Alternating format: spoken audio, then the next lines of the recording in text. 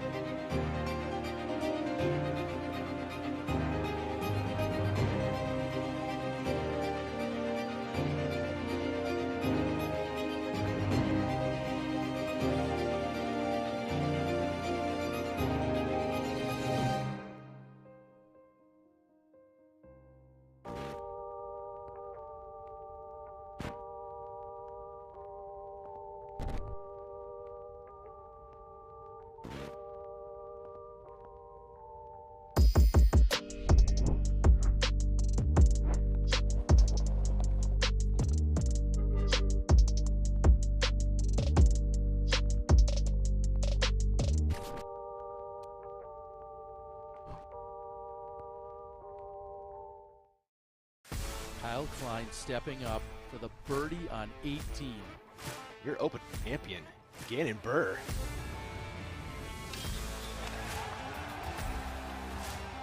Another record-setting weekend on the Disc Golf Pro Tour. Back-to-back weeks. Winner coming from the chase card. Pretty special stuff.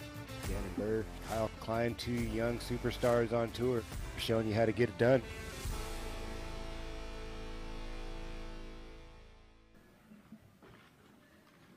Welcome back.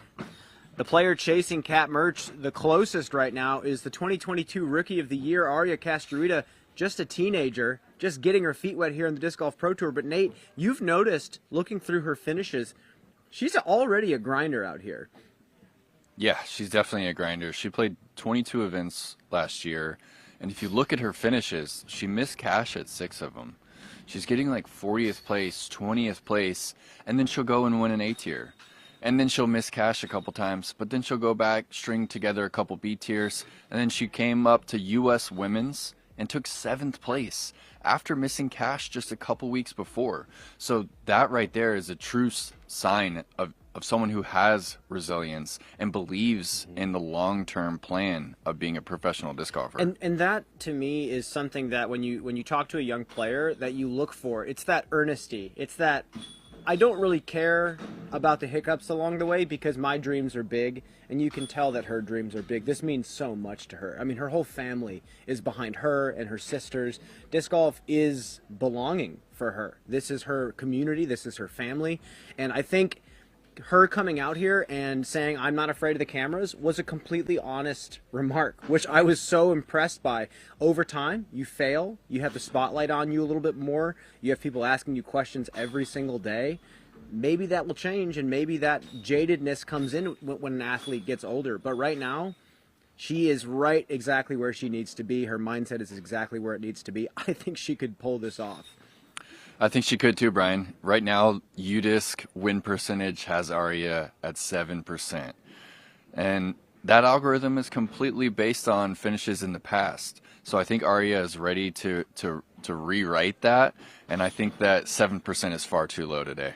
I think so as well. I think with the wind picking up, she has the advantage. She's from Texas. It's always windy out there when you're playing in Texas. That style of golf matches the way she's playing right now. We made the note the other day that she's playing very similarly to Kristen Tatar. She's throwing almost the same molds that she is as well. She's got a solid spin putt. It's flat. It can fight the wind. I've also noticed that she can change angles on the spin putt, which is very impressive already.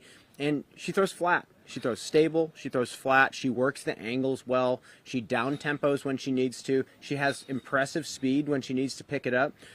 So today, if we're just talking play style, if we're just feeding play style into an AI system and getting the information out, I would say the play style of Aria matches today's conditions better than Kat Mertsch. But again, golf isn't that simple.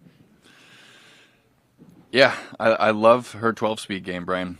We saw her yesterday not really miss any of the fairways when she picked up the driver, and we saw her card only one of 3 total birdies on a 360-foot par 3. And when the wind does pick up, you need that speed off the tee to fight through it. So I love her chances. She went fairway on that hole as well. We have to note that she went with a slower disc on that long par 3 that she did birdie.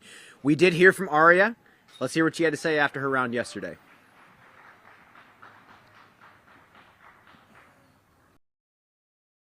Not really nervous, just having fun being on the top card, finally. Well, you're very young, and it's not often to have someone at your age playing in front of a gallery, playing on the cameras. Do you enjoy that? Yeah, I do. I mean, I'm kind of used to the cameras, so they don't bother me. If I can kind of play what I played yesterday, I would think I would do really good and make some birdies, more birdies. I had some birdies the first round that I could have made, but I think just play what I played and see how I end up. I'm just going to go out there and see where I end up. That simple, clear-headed mindset it's a blessing to have when you're that young. I think that's a luxury you have when you're that young playing this game. You have nothing to lose. Your problems in life are not as big as that of players that have to pay the bills with disc golf. So I think it's definitely a superpower, and I think she's going to tap into it today. Yeah, and you can tell that Aria's not faking when she's telling us that she's not nervous. She's completely honest in those answers. A different kind of honesty, too. It's just so raw. And for her to say that through 2 rounds that she hasn't felt the nerves, I think is also another superpower. That enables her to think more about the golf. It enables her to think about putting the putter on the right side of the basket, where I think some of the other players are feeling those nerves. I know Kat Mertsch, she's super confident, but I know that her heart rate's going to be up on the tee pad of 1 when the crowd is around her cheering. So it's going to be a fantastic round. I can't wait to watch it. We're going to take another commercial break. On the other side, we got to jump to MPO real quick. Someone shot a 17 under yesterday. We got to talk about that.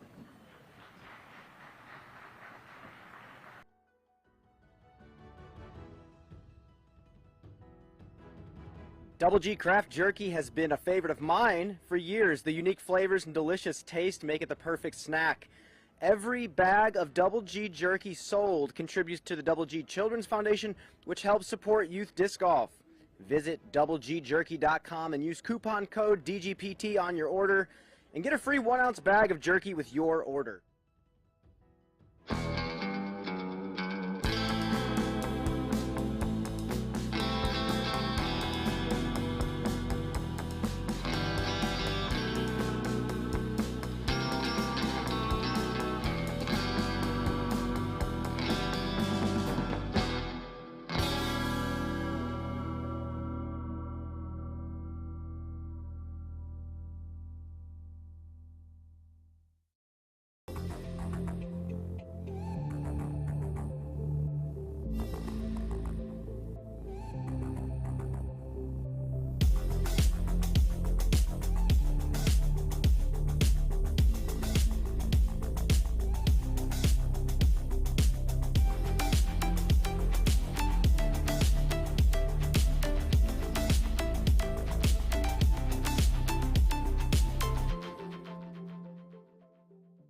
What makes the Halal Guys so deliciously different? You might have heard of our famously long cart lines that NYC fans happily stand in. Today, with over 100 plus restaurants across the globe, we are your place to experience authentic American halal. Enjoy our delicious falafel, Euro sandwich, platters, and sides topped with our famously flavorful white and hot sauces. Order online today and taste how we make different so delicious. The Halal Guys, bringing something deliciously different to the table. Welcome back. Joined here by the PDGA's Hayden Henry. Hayden, you're a fellow Texan, Aria Castruita, Texan. You noticed something about Aria yesterday when you were just kind of observing the whole field in general. What did you see? Yeah, she had one of her few errant tee shots, and her dad, who's on her bag, immediately said, "Don't worry, we'll come back and we practice it."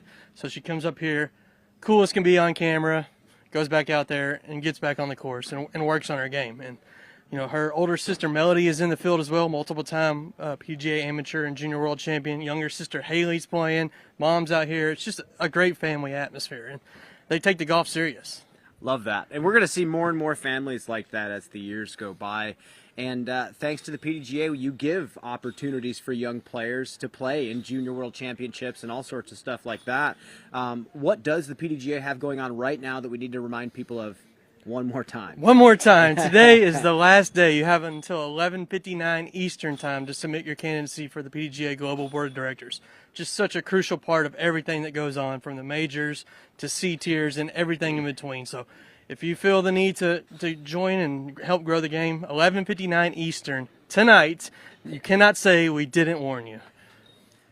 You heard the man. Go get involved. Make your voice heard. Disc golf is so close to that tipping point we've been talking about for decades. Be a part of that change and get involved. With that said, we heard from all of our lead card players yesterday in the MPO division. Let's jump to that and hear what they had to say. Do you feel like this course has somewhat of a challenge? I mean, there's players now starting to talk about how quote-unquote soft the course might be. Do you buy into that? I think it definitely plays a lot tougher. I mean, people walk up to their 27-footer when there's a 15 to 20 mile an hour wind, and they miss those all the time. So it's like, that's kind of what we've seen as a normal out here more often than not. So with these conditions, yeah, it's playing very, very easy, but it could easily, you know, the wind could pick up and it can easily go back to playing the way it was. I play well at most courses. It's just in here, I've been trying to just relax and just treat every round as if it's another practice round, really. Try not to put too much stress on myself. I think that's what I've been doing here recently, and the past two rounds it seems to have worked, so just going to try and stay as relaxed as possible. We can do as much as we can, but sometimes the really special rounds, sometimes it seems like the course is kind of helping you out a little bit here and there. 16, like my shot didn't feel bad, but it just clipped a few leaves on the tree that could have easily like dunked it in the pond, and then I'd be putting for par or throwing for par. And yeah, again on like 18, like I kind of caught some limbs, but they didn't really affect my shot too bad. So definitely felt a little fortunate, but I was very happy to like capitalize on those moments of fortune. I don't think you're going to be seeing the scores that you've been seeing these 2 days, but I could be wrong. I know last year Simon played an incredible round, shot 13 under or so in ripping wind. So that might be what it takes tomorrow. So we'll stay tuned on the Disc Golf Network.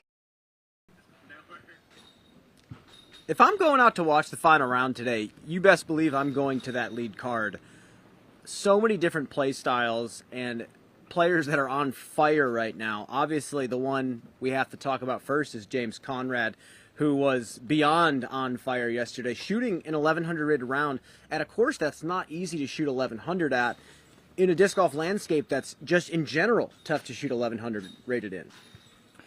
Yeah, James kind of changed the story of his year last week at the Champions Cup, making a run, making Isaac work for it up until the final day. And he really changed the story of his year with this historical round that he had yesterday.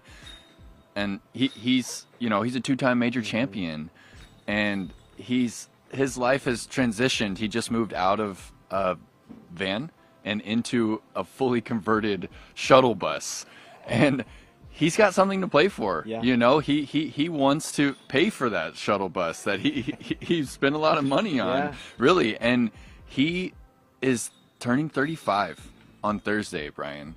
And most of the competitors that he plays with these days half his age, 15 years younger than him, 10 years younger than him. So the story of James Conrad is nowhere near over, and he's just one back of Calvin and Eagle. And what's interesting is James is in fantastic shape for 35. And that's the thing. If you want that wisdom of being an older, more seasoned player to benefit you, you have to keep taking care of yourself and being durable and being able to handle this strenuous tour. And James has done that beautifully. And the one thing I have to say, last week at Champions Cup, he did something very special that I think was glanced over because it was, quote-unquote, not a good shot. But he took a full approach on hole number 1 from about 110 feet and straight up tried to throw it in. And he said before the round he was in full attack mode. And in the book, Golf is Not a Game of Perfect by Bob Rotella, one of the big pieces of advice he gives is pick a mindset before the round and stick to it. And James absolutely did that and said, I'm playing for the win. I'm running everything. And he did that. And you know what? He didn't shoot a good round, but he stuck to it. And that's a superpower that someone as seasoned as him can do very freely. So I can't wait to see how he does today. Obviously still playing for the win after what he did yesterday. But he has to chase down Calvin, who was absolutely not impressed with 17 under. He said, well, he finished kind of early in the day. He still has to beat me. And Calvin, honestly, is still the favorite to win this tournament. Yeah, he probably is the favorite with, Eagle and James being a close second. And, another player who's trying to rewrite their story this year is Corey Ellis. He has missed cash at as many tournaments as he's cashed in. And he also has a lot more to play for. His partner Molly is on the tour with him full time now, and he just got promoted to the elite team. He missed out on a couple wins last year down the stretch. So he is trying to rewrite things today, Brian, and he's just 2 back of the lead. I mean, Corey obviously has tons to play for, but now a player like Eagle McMahon, he's a champion. He's a major champion. Obviously, coming back from an injury might be what he has to prove, but do you think he's trying to prove anything to anybody? No, I don't think so. I think Eagle's kind of moved past proving himself. Eagle says that he just wants to make sure that he is healthy for as many majors as possible and that he lives a fulfilling life outside of the sport of disc golf. We've seen Eagle kind of close himself off a bit on the social media side of things. He's not fully open as he once was, but we've also seen what kind of positive mental health effects that's had on his life. And when we do get him here in an interview, he lets us in on everything that's going through his head golf-wise. And he loves the game as much as anyone. So it's a different Eagle, but I think it's an Eagle we can all appreciate. It's always fascinating to see players go through the process of self-actualization as they become athletes and professionals in that realm. A couple players that have done that and are doing that, Missy Gannon, Haley King. We're going to talk about them after this quick commercial break. We'll see you then.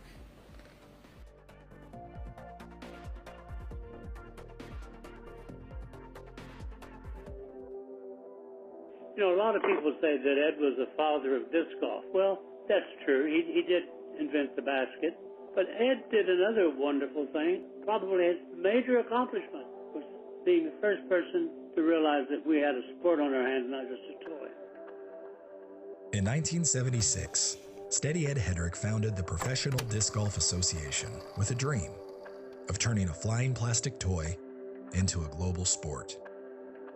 Since then, the PDGA, members, players, event directors, and volunteers have worked to realize that dream. From the very first baskets to courses around the world. And yet, it's only the beginning. We're looking to the horizon with even bigger dreams for tomorrow.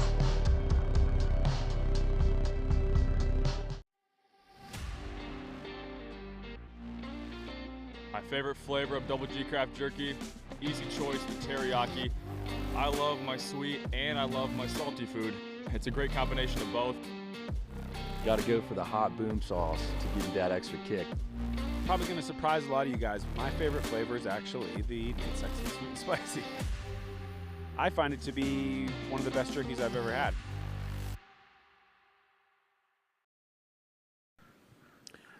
Welcome back.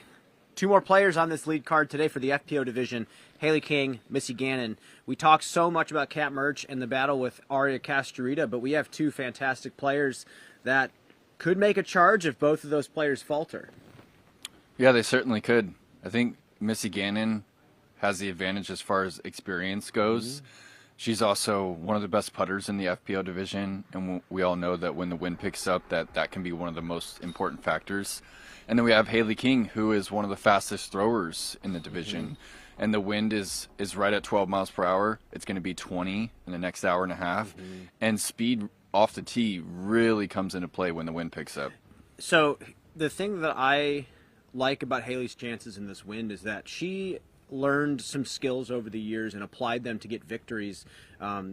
When she won the DDO a couple years back, she was trying to throw kind of like straighter drivers into the wind and try to work them, and then she realized if she just takes the most overstable fast distance driver in a bag and tilt it on Anheuser into a headwind, it's much easier and more consistent, and she was able to just freely throw hard and get up the fairways without having to worry too much. And I think being able to do that, like you said, one of the fastest throwers in the division, you can beat these winds out here at Jonesboro total stress-free. So having that luxury, having that speed and the ability to throw a 13 speed with overstability is such a superpower out here. I keep saying superpower, but really, like, on a day like this when you have to shoot hot, you have to lean on those strengths and you have to know what you have over the rest of the field. So I love Haley's chances out here. I love her adaptability when it comes to what types of shots she can throw. Her putt somehow, even being kind of a push putt style, almost seems invincible when it comes to wind. So that's another special trait she has. On the other side, Missy plays that simple flat style. All she has to do is just club up to a more overstable thrasher. Yeah, she will be clubbing up to her newer thrashers, but I do think she is at a slight disadvantage because she doesn't throw as hard. So some of those holes that are going to be playing into a pretty heavy head cross, she might have to, play those holes for par. But I don't think she has to shoot super low today. I think potentially a 5, a 6 under might be enough to close the gap and take the win. Well, that's why I think it might not be a disadvantage, because she knows how to score. She's probably one of the best scorers in the division. So I think if she just chips away at this course and lets the other players go for more aggressive shots, we'll see. It could be anyone today. We will just have to see. Final round about to begin. On the other side of this commercial break, it's the live action. Let's get to it. For Tournament Central, Brian Earhart, Nate Perkins, we will see you this afternoon. Some say we're hidden, unless you know where to look. Hidden? No. This is where we stand up straight and tell you who we are, and where we put others first.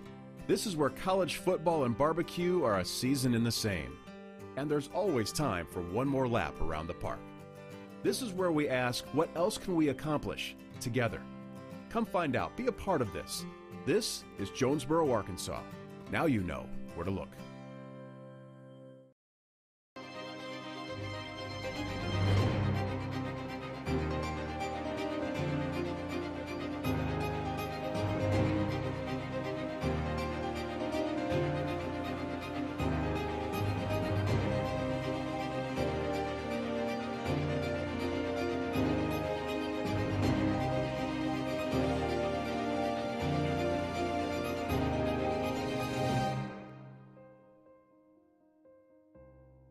Join the Paul Macbeth Foundation's Builders Club to help bring sustainable disc golf experiences to people and communities around the world. For a small monthly donation, you can help us make a real impact. Your donation will go directly to making a difference. By becoming a monthly subscriber, you'll also receive exclusive updates on our work, special offers, and discounts. So join us today and make a difference with the Paul Macbeth Foundation. Together we can make a big impact, one small donation at a time.